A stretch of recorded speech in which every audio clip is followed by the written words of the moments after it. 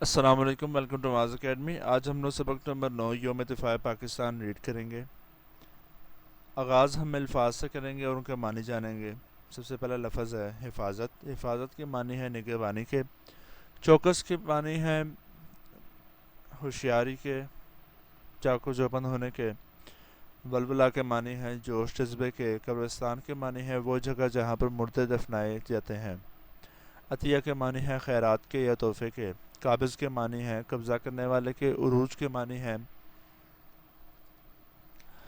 بلندی کے۔ سپوت کے معنی ہے بیٹے کے۔ اسلحہ کے معنی ہے ہتھیار کے۔ اتحاد کے معنی ہے یکجہتی کے۔ ریڈنگ سٹارٹ کرتے ہیں۔ وطن سے محبت ایک فطری جذبہ ہے۔ تاریخ گواہ ہے کہ جو قومیں اپنے وطن کے دفاع کی خاطر اپنا تن من دھن قربان کرتی ہیں، تن من دھن سے مراد جسمانی طور پر، ذہنی طور پر اور مالی طور پر اپنے آپ کو تیار رکھتی ہیں وطن کے دفاع کے لیے، قربان ہونے کے لیے، اور جاں فشاں جذبوں اور مضبوط ارادوں سے اپنے ملک کی حفاظت کرتی ہیں۔ دنیا ان پر فخر کرتی ہے۔ بطور قوم ہم پاکستانی بھی کسی سے پیچھے نہیں۔ ہم اپنے وطن سے بے پناہ محبت کرتے ہیں۔ یہ وطن ہمارے بزرگوں کی لازوال مطلب ختم نہ ہونے والی قربانیوں کا ثمر ہے، تحفہ ہے، اس لیے یہ ہمیں اپنی جان سے بڑھ کر عزیز ہے۔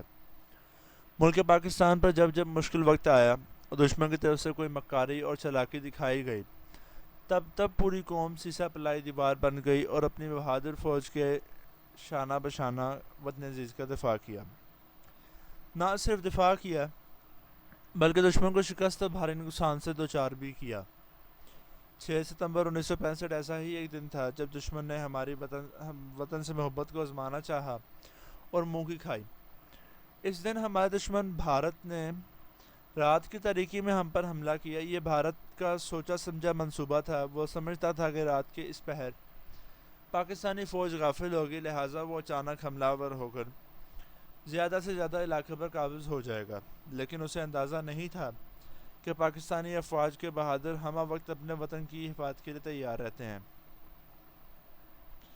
ہماری بہادر فوج نے بھرپور قوت کے ساتھ جواب دیا اور بھارتی فوج کی پیش قدمی کو روک دیا، مطلب ان کو آگے بڑھنے سے روک دیا۔ اس جنگ میں پاکستانی عوام پاک فوج کے شانہ بشانہ کندھے سے کندھا ملا کر کھڑی رہی۔ پاکستانی فوج کم تعداد اور کم اسلحے کے ساتھ مقابلے پر اتری، لیکن ان میں اپنے وطن سے محبت اور جذبہ ایمانی عروج پر تھا۔ انہوں نے بہادری اور شجاعت کا ناقابل یقین مظاہرہ کیا۔ وہ دشمن کے سامنے سیسا پلائی دیوار بن گئے۔ انہوں نے دنیا کو بتا دیا کہ اللہ پر پختہ ایمان اور وطن سے محبت کے جذبے سے ہر جنگ جیتی جا سکتی ہے۔ 6 ستمبر 1965 کی صبح صدر پاکستان جنرل محمد ایوب خان کی ولولہ انگیز تقریر نے پورے ملک کو متحد کر دیا اور افواج پاکستان کے حوصلے کئی گنا بڑھ گئے۔ انہوں نے ریڈیو پر اپنی تقریر میں کہا، ملک میں جنگ چھڑ گئی ہے۔ بھارت نے رات کے اندھیرے میں بزدلوں کی طرح پاکستان پر حملہ کر دیا ہے۔ وہ نہیں جانتا کہ اس نے کس قوم کو للکارا ہے۔ ہم کلمہ طیبہ کا ورد کرتے ہوئے دشمن کی یلغار کے آگے سیسا پلائی دیوار بن کر آگے بڑھیں گے اور اس وقت تک آگے بڑھتے چلے جائیں گے جب تک دشمن کی توپوں کو ہمیشہ ہمیشہ کے لیے ٹھنڈا نہیں کر دیتے۔ صدر پاکستان کی اس تقریر نے پورے ملک میں ایک نیا جوش اور نیا ولولہ پیدا کر دیا۔ ہر زندگی کے ہر شعبے سے تعلق رکھنے والے لوگ اپنا تن من اور دھن اپنے وطن پر نثار کرنے کے لیے تیار ہو گئے۔ واقعہ کے محاذ پر، جنگ کے میدان پر محاذ مانے میجر راجہ عزیز بھٹی اور میجر شفقت بلوچ نے بہادری اور شجاعت کا بھرپور مظاہرہ کیا۔ انہوں نے اپنے جاں باز ساتھیوں کے ساتھ اپنے سے کئی گنا بڑی فوج کو بی آر بی نہر پار نہ کرنے دی۔ میجر راجہ عزیز بھٹی نے لگاتار 5 دن اور 5 راتیں جاگ کر بہادری کی نئی تاریخ رقم کی۔ 12 ستمبر 1965 کی صبح 9:30 بجے انہیں دشمن کی توپ کا گولہ لگا۔ یوں وطن کے اس بہادر سپوت نے اپنے وطن کی حفاظت کرتے ہوئے جان قربان کر دی۔ بہادری کا بے مثل مظاہرہ کرنے پر انہیں فوج کو سب سے بڑا اعزاز نشان حیدر دیا گیا۔ بھارتی فوج جگہ جگہ پاکستان پر حملے کر رہی تھی۔ لاہور کے علاوہ اس نے قصور، سیالکوٹ اور دیگر علاقوں پر بھی حملے کیے۔ सियालकोट में भी भारतीय फ़ौज ने 50,000 फौजियों और 500 टैंकों के साथ हमला किया। उसका ख्याल था कि पाकिस्तानी अफवाज इतनी बड़ी फ़ौज का मुकाबला नहीं कर सकेंगी, मगर ये उसका ख्याल ही रहा। यहाँ दूसरी जंग अजीम के बाद टैंकों की सबसे बड़ी लड़ाई हुई। यहाँ भी भारत को अपना असला, बारूद और टैंक छोड़कर भागना पड़ा।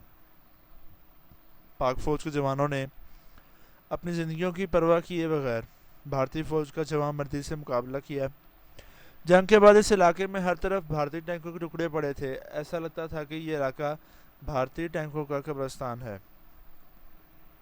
जहां पाकिस्तान की बर्री फ़ौज ने बहादुरी का ज़बरदस्त मुजाहरा किया, वहीं पाक फ़िज़ाएँ भी किसी से पीछे ना रही। एयर मार्शल नूर खान और एयर मार्शल असगर खान की क़ियादत में पाक फ़िज़ाइया ने बेमिसाल कारनामे रकम किए। Squadron leader Mohammad Mahmood Alam, squadron leader Sarfaraz Ahmad Rafiqui शहीद और फ़्लाइट लेफ्टिनेंट यूनुस हसन शहीद ने वो कारनामे अंजाम दिए कि दुनिया हैरान रह गई। स्क्वाड्रन लीडर मोहम्मद महमूद आलम ने 1 मिनट के अरसे में अपने सीबर तैयारे के ज़रिए दुश्मन के 500 तैयारे तबाह कर दिए। ये एक आलमी रिकॉर्ड है। इस जंग में पाक बहरिया ने भी अपना महाज खूब संभाला और इसका कामयाब दिफा किया। पाक बहरिया ने हमला करके भारतीय फ़ौज का नहायत अहमियत का हामिल बहरी मरकज़ द्वारका तबाह कर दिया। बहरी मतलब समुद्री। इस वजह से भारतीय बहरिया पाकिस्तान पर हमला करने में कामयाब ना हो सकी। इस जंग ने दुनिया को दिखा दिया कि जंगें असलहे और तादादी कसरत से नहीं, बल्कि अपने वतन से मोहब्बत के जज्बे और अल्लाह पर पुख्ता यकीन और ईमान से जीती जाती हैं। इस जंग ने पाकिस्तानी अवाम की अपने मुल्क से मोहब्बत भी वाज़ेह कर दी। लोगों ने पाक फ़ौज की मदद के लिए अशिया खुर्दनी, खाने पीने के अशिया, पैसों, ज़ेवरात और दीगर अशिया के ढेर लगा दिए। लातादाद पाकिस्तानी जवान खून अतिया करने हस्पतालों में पहुँच गए। गर्ज हर किसी ने अपने वतन से मोहब्बत का इजहार किया। हम 6 सितंबर को यौम दिफा, जबकि 7 सितंबर को यौम फ़िज़ाइया मनाते हैं। ये दिन हम इसलिए मनाते हैं क्योंकि हमारी बहादुर फ़ौज ने दुश्मन को बेतनाक शिकस्त दी और अवाम ने इत्तेहाद और वतन से मोहब्बत का भरपूर इजहार किया। चनाचे इस दिन हम स्कूलों में खसूसी तकारीब का इनेकाद करते हैं, जिनमें 1965 की जंग के शोहदा और गाजियों को खराज अक़ीदत पेश किया जाता है। मुल्क के बेशतर शहरों में पाक फ़ौज बहादुर जवानों से इज़हार यकजहती के लिए मुख्तलिफ मुज़ाहरों का एहतमाम किया जाता है और शोहदा के लिए फातह ख़्वानी की जाती है। दरहकीकत इस दिन को मनाने का मकसद इस सेहत की तजदीद होती है कि ज़रूरत पड़ने पर भी हम अपने मुल्क की हिफाज़त के लिए हर किस्म की कुर्बानी से दरेक नहीं करेंगे। आज का लेक्चर यहीं तक था। इंशाअल्लाह अगले लेक्चर के अंदर हम मश्क करेंगे, और इस लेक्चर के मुताल्लिक़ आपको कोई सवाल हो तो वो कमेंट में आप पूछ सकते हैं, जवाब आपको हम देंगे। लाइक शेयर सब्सक्राइब लाजमी कीजिए, ज़्यादा से ज़्यादा फॉलो कीजिए। अगले लेक्चर में हम मश्क के बारे में बात करेंगे। तब तक के लिए अल्लाह हाफ़िज़।